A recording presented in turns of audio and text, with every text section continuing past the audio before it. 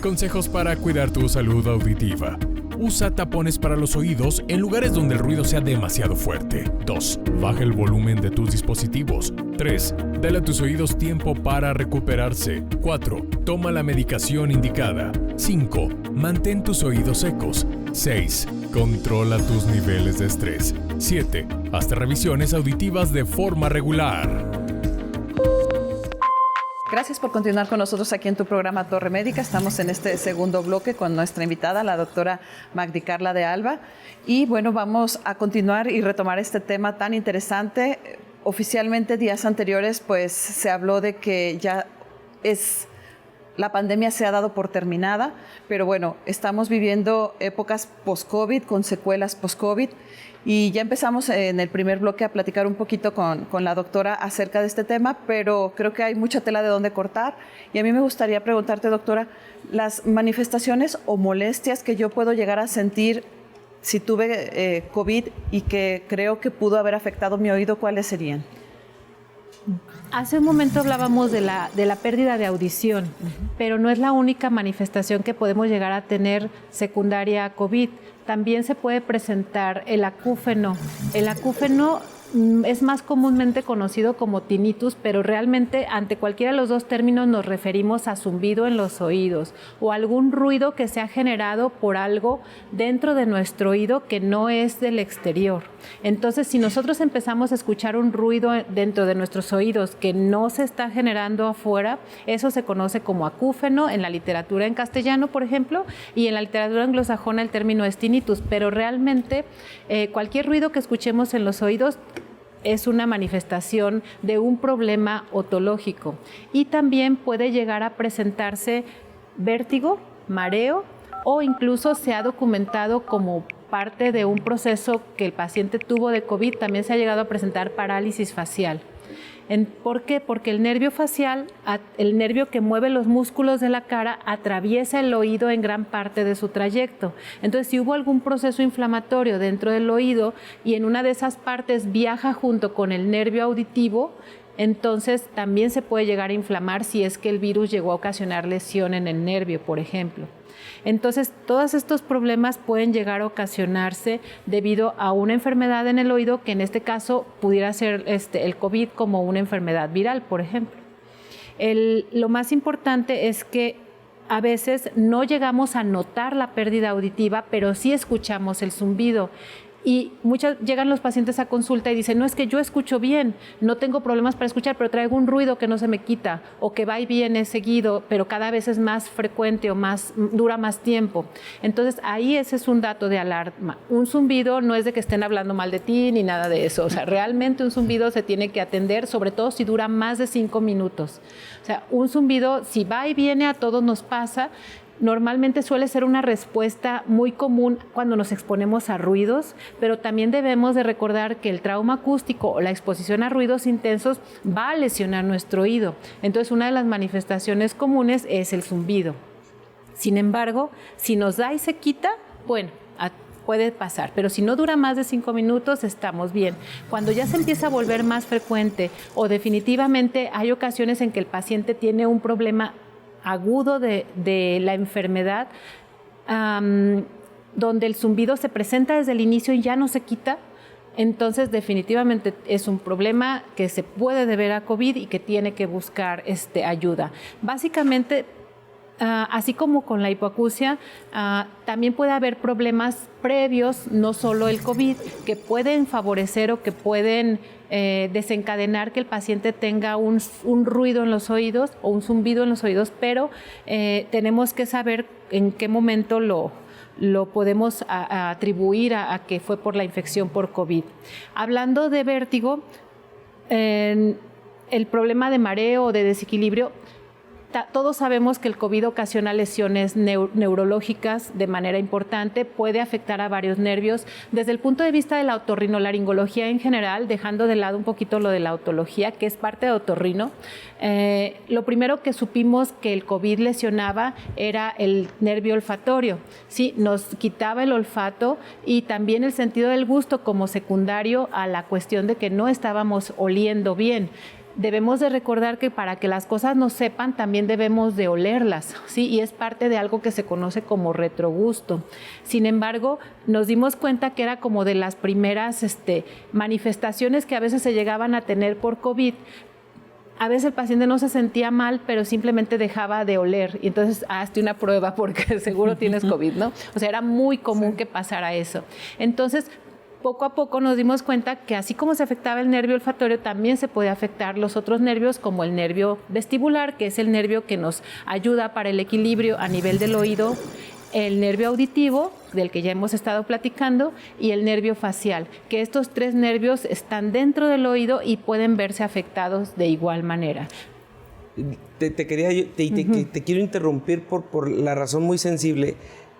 ¿Cuándo un paciente debe de pensar hacer una evaluación auditiva que la pueda vincular con una secuela post-COVID? Y hablando específica en cuestión de tiempo, después de un contacto con COVID, que obviamente hay gente que lo está viendo como una secuela tardía, porque obviamente hasta hoy algunos han regularizado su visita al médico y algunos no lo relacionarían con esto, hasta que tú no haces una historia clínica completa en el cual se relaciona la pérdida de la audición a un contacto viral y la caída de manera brusca en su comportamiento auditivo, ¿no?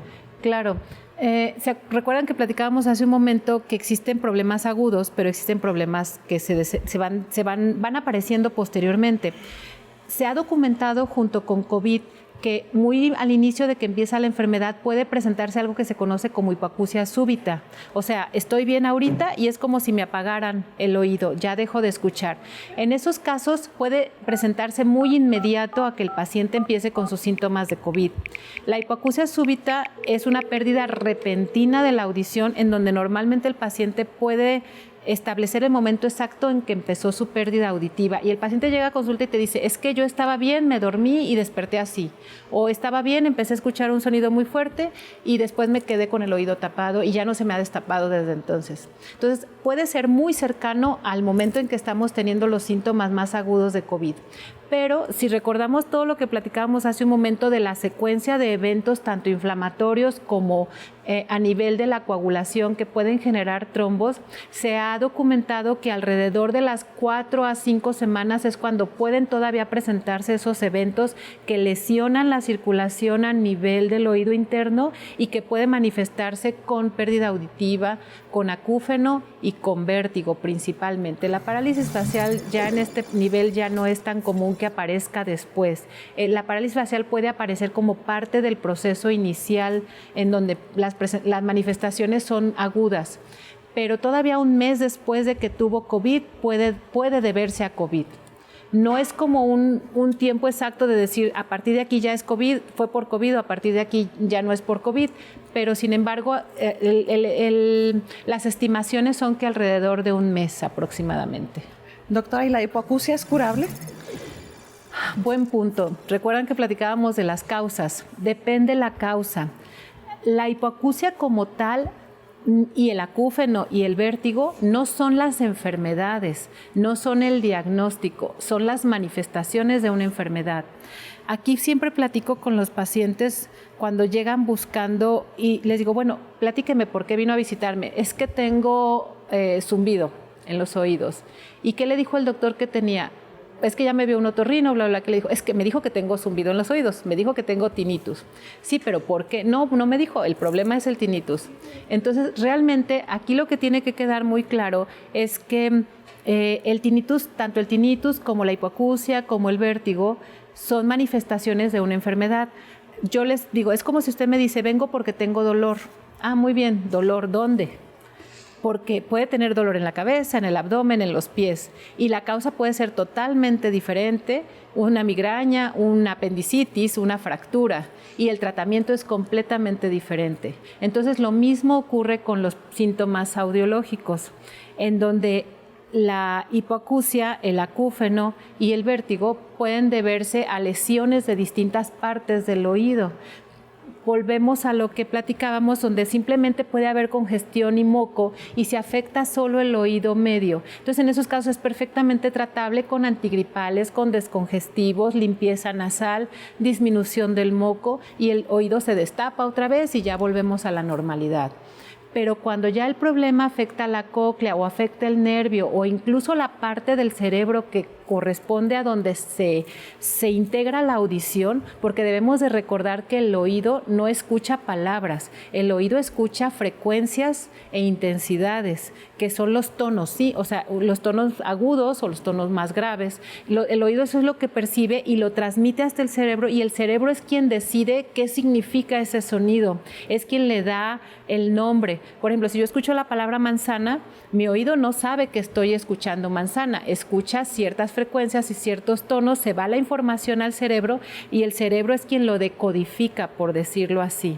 Entonces, también el cerebro se afecta, pues ahí puede haber un problema, y es cuando los pacientes dicen, escucho pero no entiendo. ¿Por qué? Porque su oído no está tan afectado, o a lo mejor sí tiene cierto grado de afectación, pero su cerebro también. Entonces, aunque llegue el sonido, no lo está entendiendo. Eso ocurre mucho con las personas mayores, por ejemplo, en otro tipo de pérdida auditiva que se conoce como hipoacusia o pérdida auditiva por edad, o también presbiacusia en su nombre científico, por decirlo así. Pero entonces, dependiendo la causa, es curable. Si hablamos de problemas que afectan al oído medio, puede tratarse y, como les comentaba, en la mayoría de los casos es reversible. Cuando es la cóclea o es el nervio, ahí depende el tiempo de que iniciaron los síntomas para poder obtener respuesta.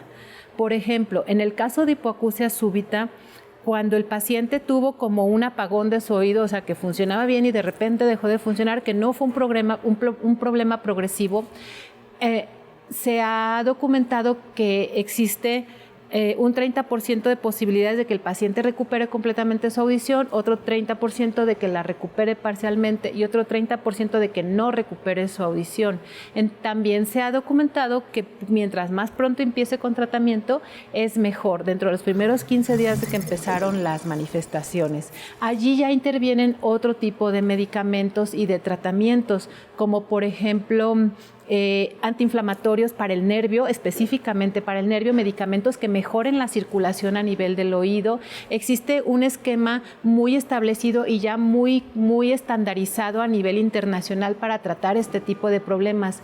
Y cuando la pérdida auditiva fue por COVID, pues entra dentro de ese grupo de enfermedades virales que pueden causar hipoacusia súbita y se pueden tratar desde ese mismo punto de vista.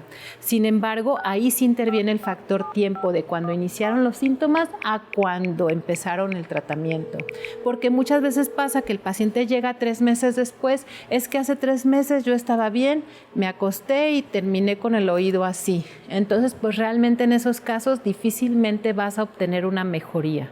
Sí, ya es cuando el proceso ya está muy avanzado, y aunque empieces un protocolo para tratar de calmar las molestias o de disminuirlas, o en el mejor de los casos que puedan ser menos molestas para el paciente, a veces no se obtiene buen resultado. Pues creo que es valioso entenderlo esto de alguna manera de forma diferente. Nos vamos a ir a un corte comercial, pero no sin antes decirles que volvemos en una sección de mitos y realidades y ver un testimonio de alguien que vivió la experiencia de ya tener una disminución auditiva y que a su vez ha compartido el fenómeno del post-COVID. ¿Te quedas? Muy bien. Continuamos en Torre Médica. Gracias.